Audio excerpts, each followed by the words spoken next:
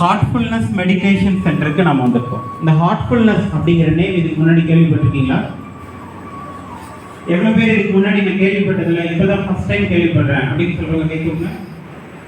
நிறைய பேர் சொல்கிறேன். ஓகே, இதுக்கு முன்னாடி இந்த நேம் எனக்கு தெரியும், ஹார்ட்ஃபுல்னஸ் அப்படிங்கிற பேர் நான் கேள்விப்பட்டிருக்கேன் அப்படின்னு சொல்கிறவங்க மட்டும் இப்போ கை கொடுக்கலாம். நல்லா கேட்குங்க.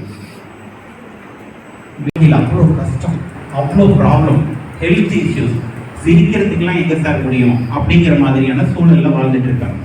ஸோ இப்போ என்னோட கேள்வி என்னன்னா, மனுஷன் மகிழ்ச்சியை நோக்கி போறான் அப்படின்னா வளர வளர உண்மை என்ன சொல்லுதுன்னா, 300 தடவை சிரிச்ச மனுஷன் 60 வயதை நெருங்கும் போது சிரிக்கிறதையும் மறந்துடுறான் அப்படிங்கிறது உண்மை. அப்ப எது வாழ்க்கை, எது நிரந்தரமான மகிழ்ச்சி?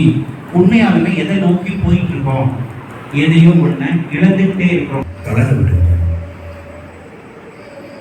முழங்கை, மணிக்கட்டு மற்றும் விரல் நுனி வரை உங்கள் ஒவ்வொரு தசையையும் தளர விடுங்கள்.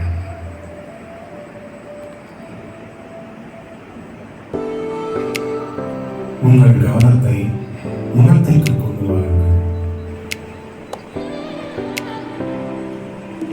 தலை பகுதி, வாய், மூக்கு, கண்கள், காது மடல்கள், முகத்தில் உள்ள திசைகள், நெற்றி, மூக்கு,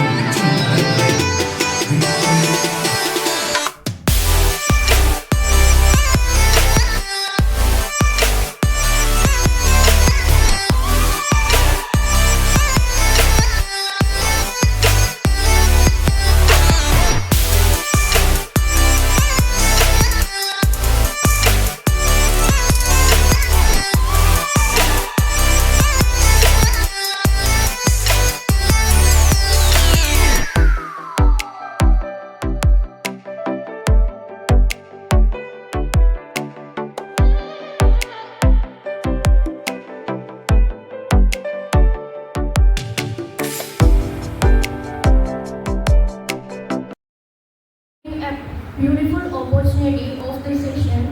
We were very happy and it is very useful to us. We feel peace and happiness by doing meditation, and we are very thankful for giving this opportunity for us, sir. This gives us a peace, and during meditation we feel some energy and vibrations is entering from our heart, and we had done the meditation in our heart, and we felt that peace and relaxation. It's really good food, and thank you, sir.